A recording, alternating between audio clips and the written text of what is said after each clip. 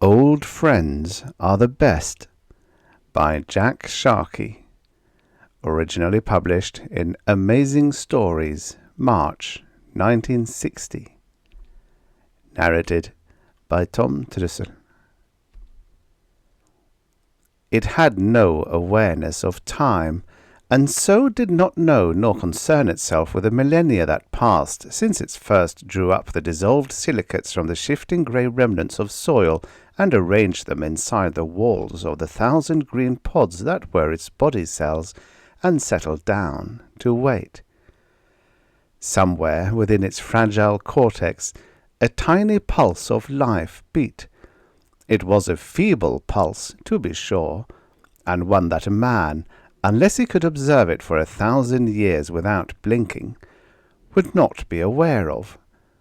As the normal human heart beats 72 times a minute, so did this tiny swelling of tube contract once each 100 years, 50 tireless years of contraction, then 50 soothing years of relaxation, bringing the walls of the slender tube together, then letting them ease apart.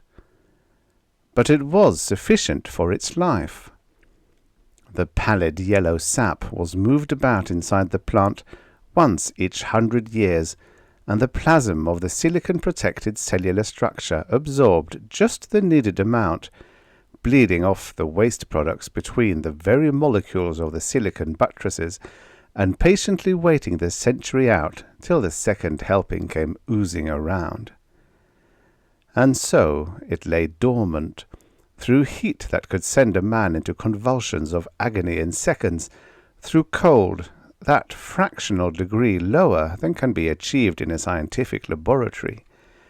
It did not know where it was, nor what it was, nor how precarious, by cosmic standards, was its chance of survival, with sap enough stored in the stiff, coarse roots for only a few more million years.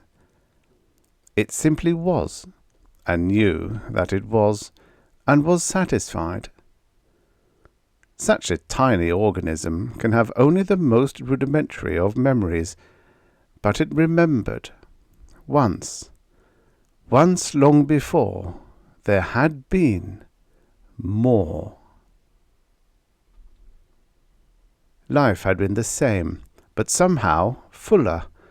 When it tried to recall exactly in what this fullness lay, the memory just was not there. Only a vague recollection of comfort, motion, satiation. When the men landed upon the moon in the 20th century, they did not find it at first. Locating it would have been comparable to stumbling upon a solitary blade of grass embedded in ice at the South Pole. Men came to the moon, though, and began to settle there. The first homes they knew were mere metal shacks, filled with life-giving gases of the planetary atmosphere, and devoid of all comforts save those necessary for maintenance of life. But men have a way of rising above the status quo, and so, within half a pulse beat of the plant, the surface of the moon became dotted with these iglooic shacks. Then pressurized tunnels radiated out in a unifying network, and soon the domes began to grow.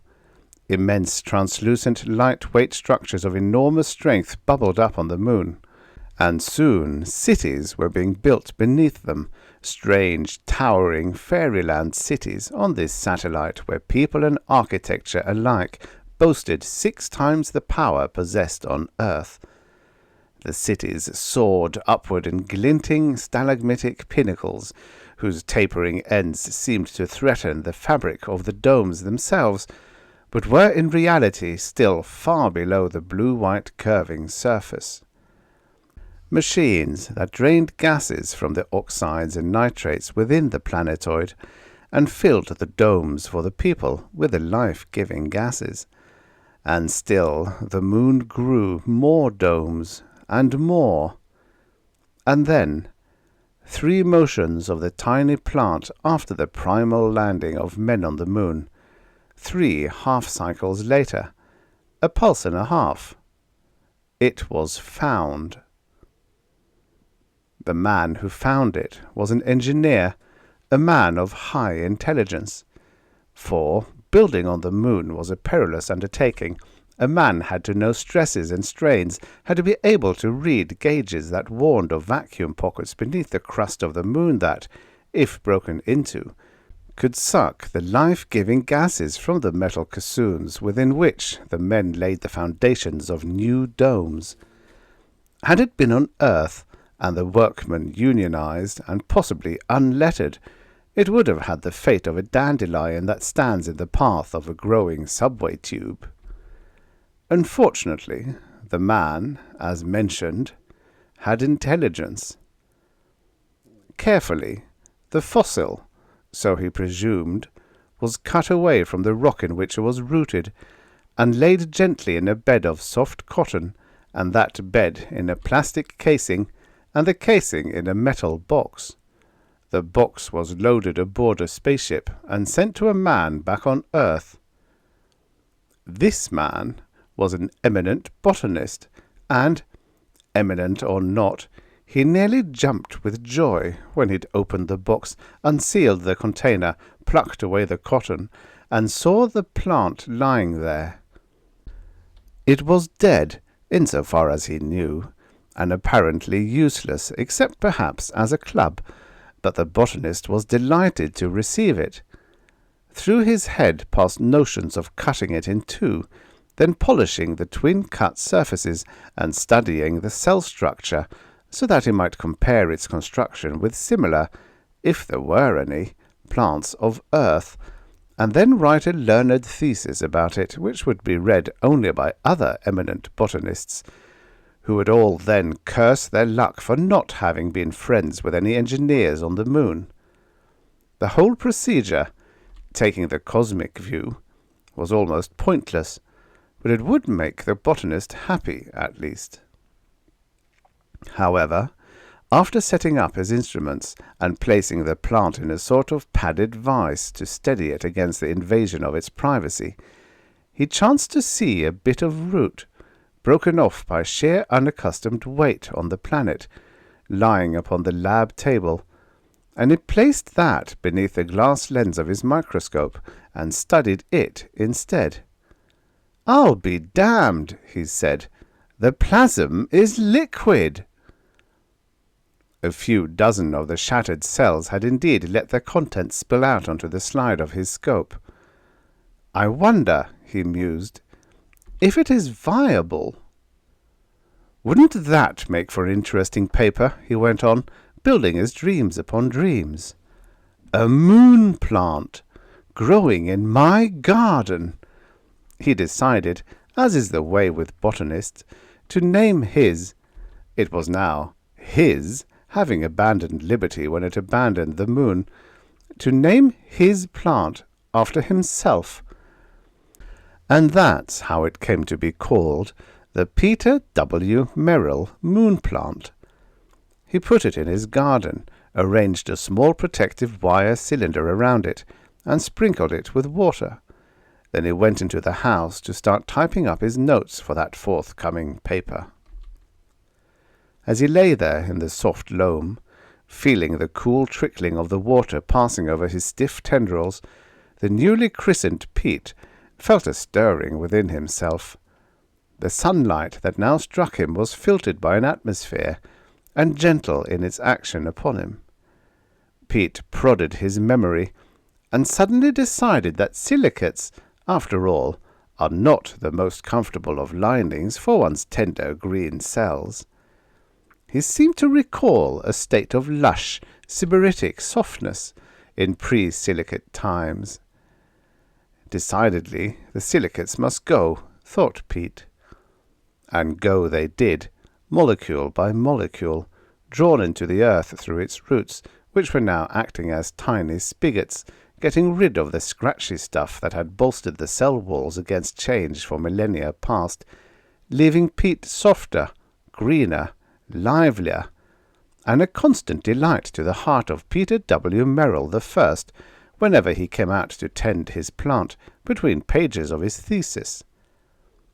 Pete, after spewing the last hateful molecule away, reversed his tiny fibre engines, and began to draw in.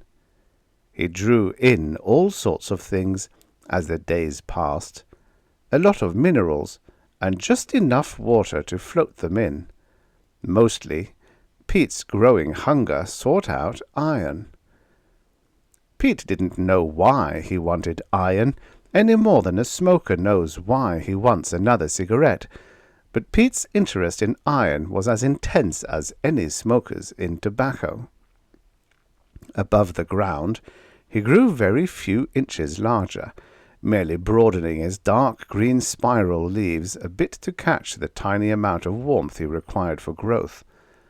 But beneath the soil, as with any tuberous plant, his roots were spread in a rough circular spoke-like pattern that reached about 10 miles in every direction. Pete Sr., had he tried to dig his plant up, would have been very much surprised to find he could not do it.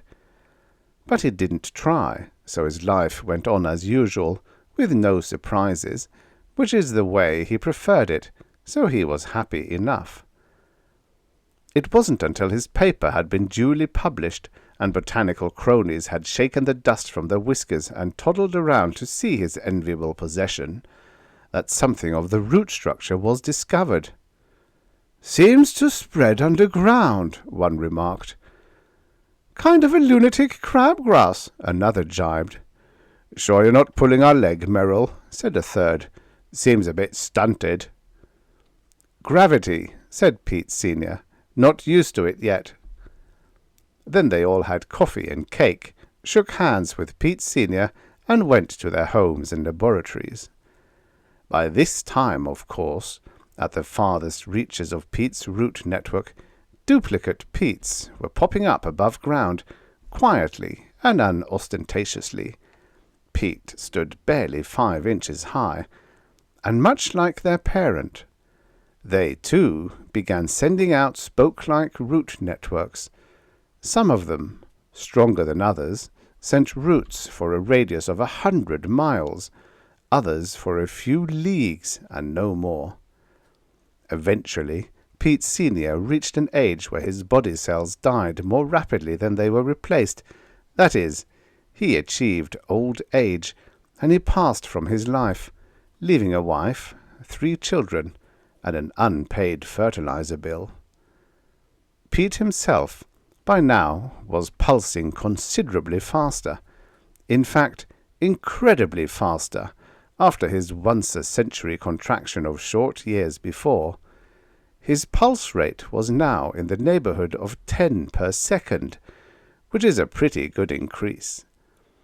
It soon reached hundreds per second, and his offspring weren't far behind him either. Since the whole planet was now as interwoven with Pete-type networks as the inside of a baseball with string, this constant vibration, which slowly began to beat in a united concentration, began to make itself felt. People started to complain about it.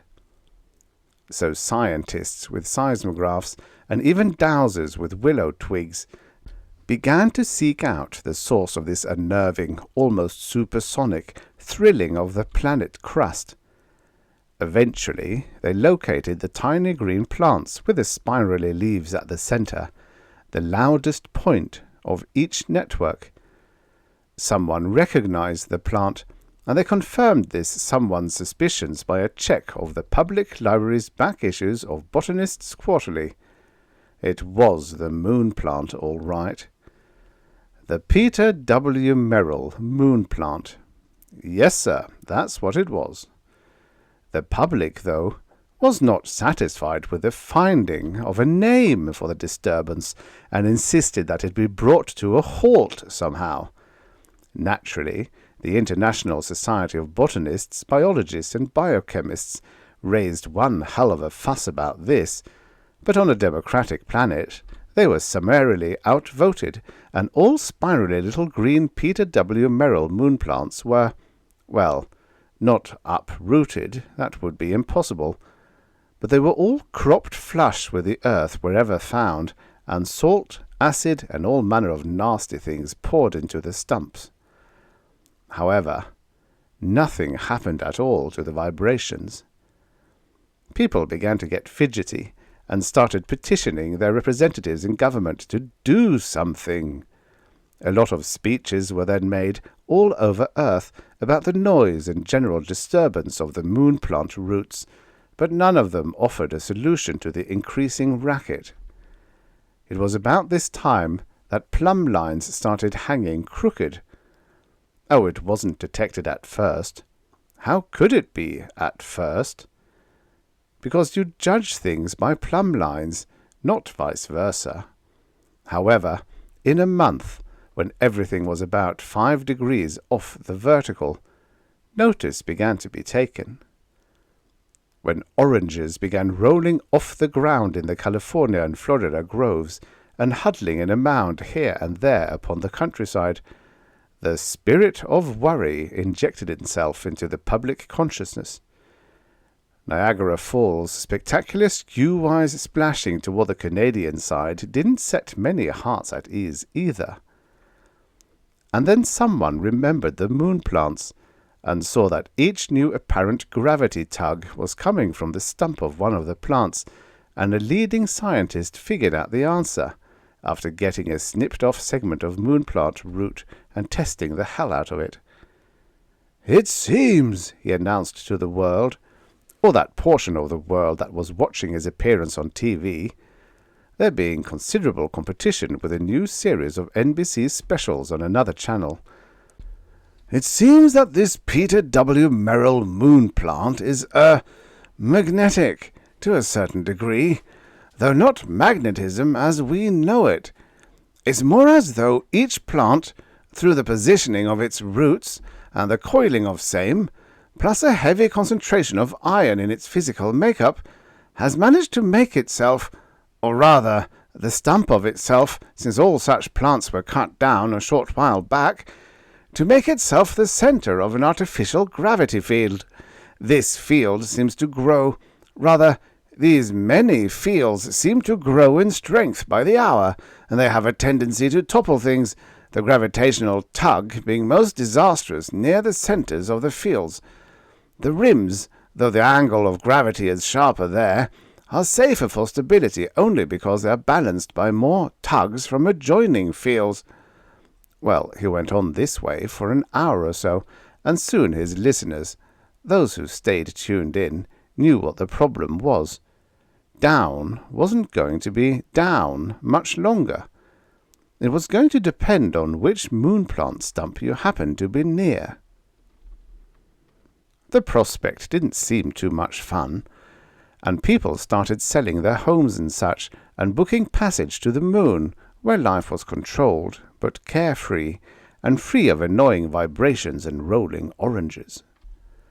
Lunar real estate enjoyed a fabulous boom for weeks after the telecast by the scientist, but it was soon all filled up, and further immigrations would have to await the construction of more domes to house the newcomers.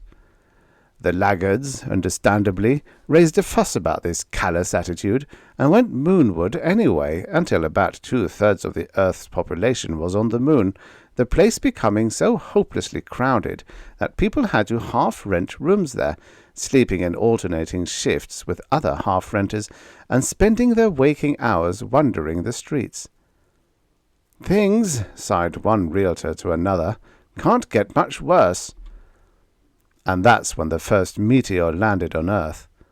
In the general excitement, first about vibrations, then about gravitational fields, then about packing up and going to the moon, most newspapers had pushed to the want ad pages little articles by eminent astronomers in which were noted the odd behaviors of certain large planetoids in the asteroid belt between Earth and Mars. These cosmic hunks of rock seemed to be peeling off the general formation of the ellipse followed by their fellows, and moving sunward singly or in small homogeneous groupings. Well, the first one landed and left a dent on Earth where the Congo used to be, the shock being felt as far north as Oslo, to add to their vibrational, gravitational, and evacuational difficulties. Scientists on the moon, being as single-minded as scientists anywhere, became ecstatic.